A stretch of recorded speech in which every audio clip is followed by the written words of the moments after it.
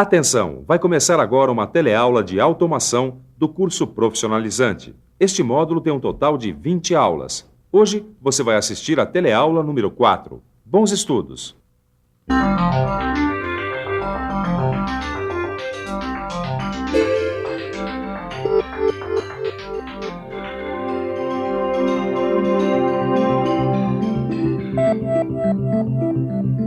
Você saberia dizer o que um simples liquidificador tem a ver com um robô? Bom, a resposta está aqui, nesse motor elétrico. É que tanto o liquidificador quanto o robô dependem do motor elétrico para funcionar. Agora você deve estar se perguntando, o que esse motorzinho tem a ver com o motor de um robozão super automatizado? Bom, isso você vai ficar sabendo na teleaula de hoje. Nessa teleaula, você vai ver como os motores elétricos funcionam e vai ver as diferenças e aplicações de alguns tipos de motores elétricos.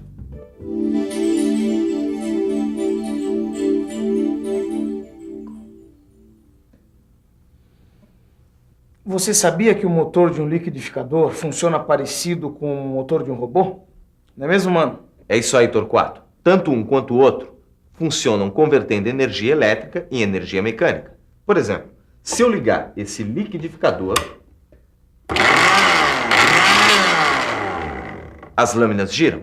Ou seja, a energia elétrica se transforma em movimento, que é a energia mecânica. E essa transformação de energia elétrica em energia mecânica é uma característica de todos os motores elétricos, inclusive dos que fazem o robô funcionar. Assim como no liquidificador, os motores do robô também funcionam utilizando a energia elétrica.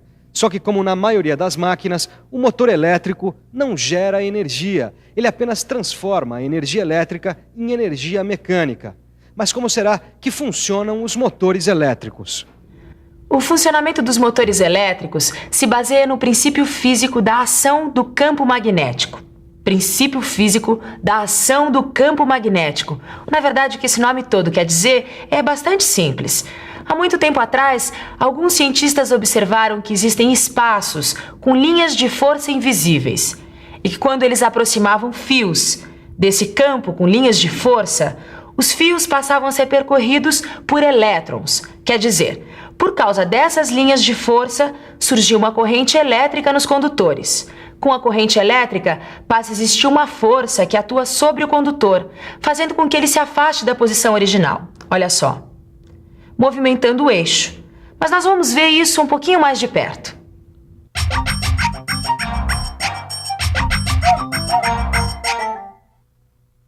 Os motores elétricos sempre têm duas partes principais, uma peça fixa, com ímãs ou fios, e outra peça móvel. Quando um fluxo de corrente elétrica passa pelo fio condutor, são formadas as linhas do campo magnético, que por sua vez gera corrente elétrica. Aí, os campos magnéticos que têm uma mesma polaridade se repelem, e os campos magnéticos com polaridade diferente se atraem, levando a peça móvel do motor a se movimentar, transformando assim energia elétrica em energia mecânica, ou melhor, em movimento. Você viu que o objetivo de um motor elétrico é sempre criar algum tipo de movimento.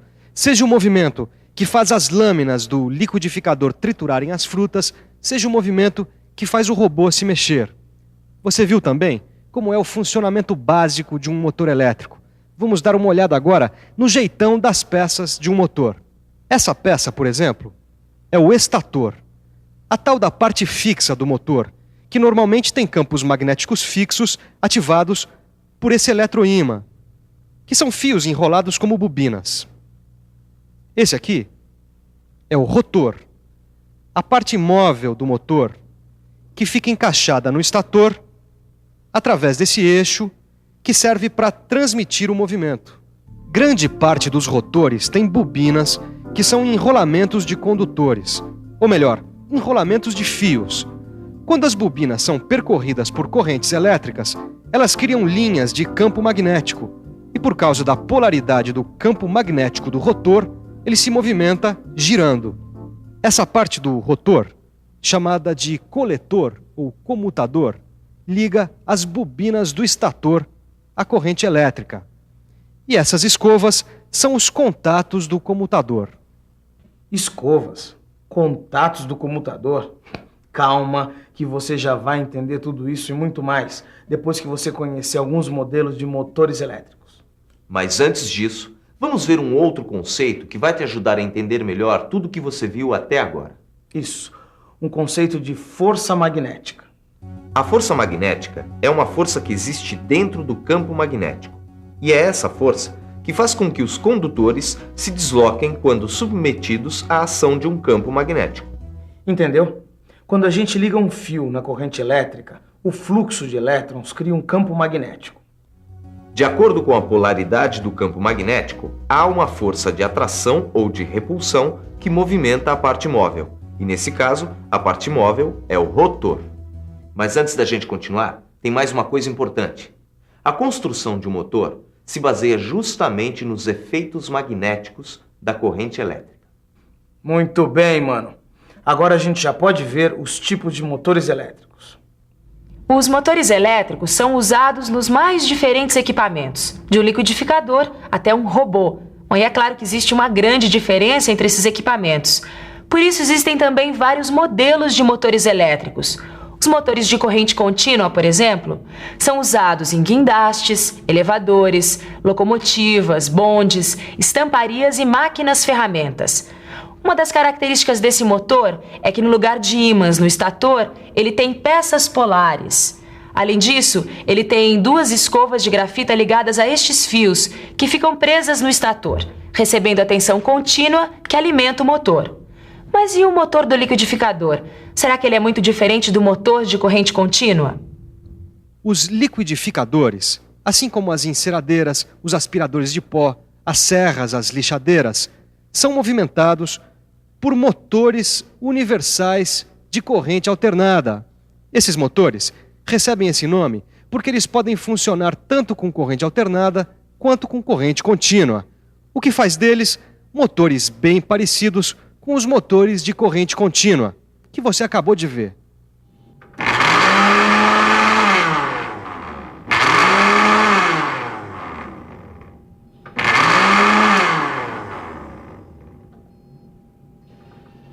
Os motores universais são utilizados no liquidificador, no aspirador de pó, na enceradeira. E os motores de corrente contínua são utilizados para levantar cargas pesadas. Mas e as cargas leves? Como será um motor que move as cargas leves? Hein, mano? São motores de indução de anel. Isso, motores de indução de anel. É um tipo de motor de corrente alternada. Dá uma olhadinha. Nos motores de indução de anel, quando há uma variação na corrente alternada que o atravessa, o campo magnético do estator induz correntes no rotor. Essa corrente induzida no rotor, por sua vez, gera um campo magnético ao seu redor, que se opõe ao campo do estator, o que faz o motor ficar parado. Parado, mano? Como assim? Explica melhor. É que se o rotor estiver em movimento por inércia, ele continua girando, uma vez que os campos se anulam, e aí o resultado das forças é zero. E você deve estar se perguntando, se o motor ficar parado, como é que ele funciona?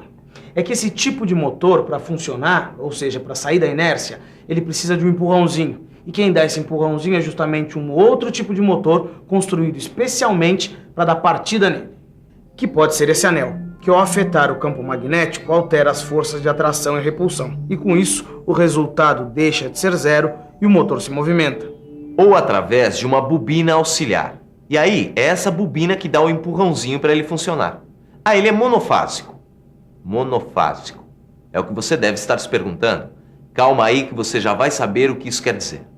Os motores de corrente alternada, que você viu até agora, são chamados de monofásicos, uma vez que eles funcionam com apenas uma fase da tensão elétrica, 110 volts, 220 volts ou uma outra qualquer.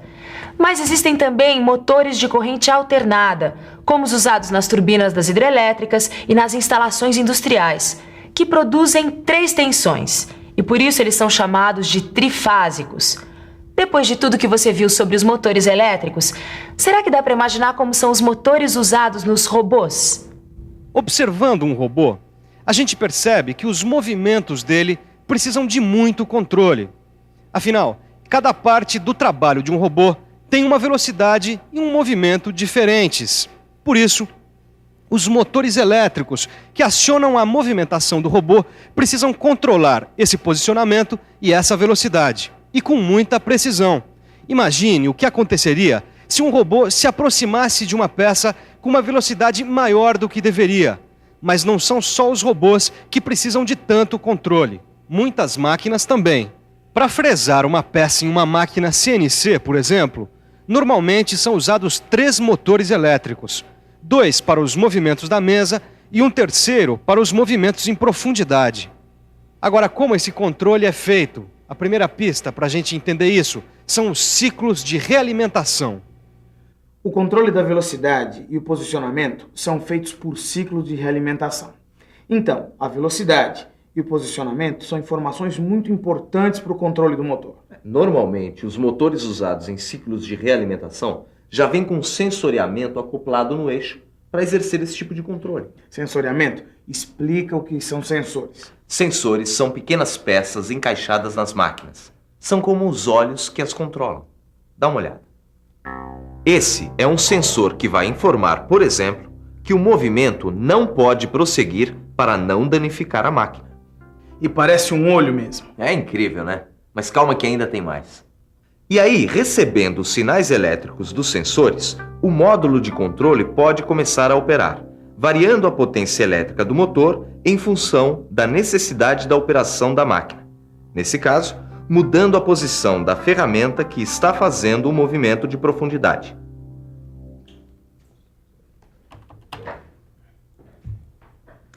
E aqui, finalmente, o computador entra na nossa história.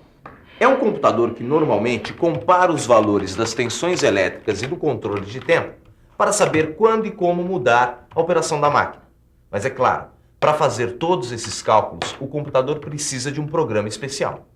Isso, um programa especial que seja capaz de receber os sinais mandados pelos sensores, comparar esses sinais com valores pré-estabelecidos e finalmente devolver os sinais que vão controlar o motor, fazendo o motor acelerar, desacelerar, parar. É isso aí, tudo isso através dos ciclos de realimentação. Só que os ciclos de realimentação realizados com sensores, na verdade, são bem mais complicados do que parecem. É que, para girar um motor até uma posição determinada, com uma velocidade controlada, são necessários equipamentos bastante sofisticados. Por isso, existe um outro tipo de motor para essa função. É como esse que está funcionando aqui. É um motor de passos, que gira a partir de combinações pré-estabelecidas e funciona com corrente contínua pulsante. Para que esses motores funcionem, basta informar quantos passos darão para atingir a posição desejada. E a sua velocidade é controlada pela frequência dos sinais que definem os passos. Só que, apesar de tão sofisticados, os motores de passos ainda têm uma potência bastante pequena. Por isso, eles normalmente são usados em impressoras ou em acionadores de discos de computadores, e também em robôs que transportam cargas leves ou máquinas ferramentas CNC de pequeno porte. Então, deu para entender o que um liquidificador tem a ver com um robô? E atenção, se liga aí que é hora da revisão. Na teleaula de hoje, você viu que a base do funcionamento dos motores elétricos são os efeitos magnéticos. Viu que todos os motores elétricos possuem uma peça fixa, que é o estator, e uma peça móvel, que é o rotor.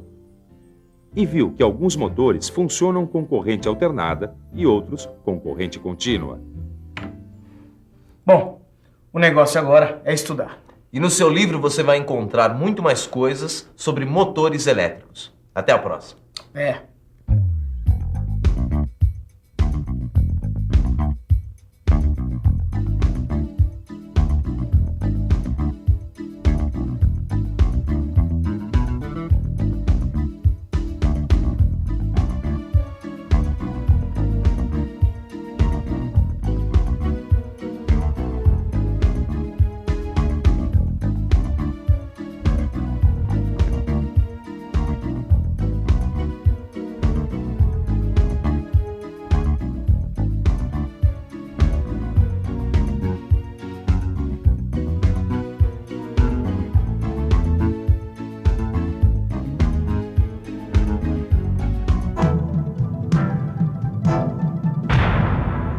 Telecurso 2000, um programa de educação do Sistema Fiesp e da Fundação Roberto Marinho.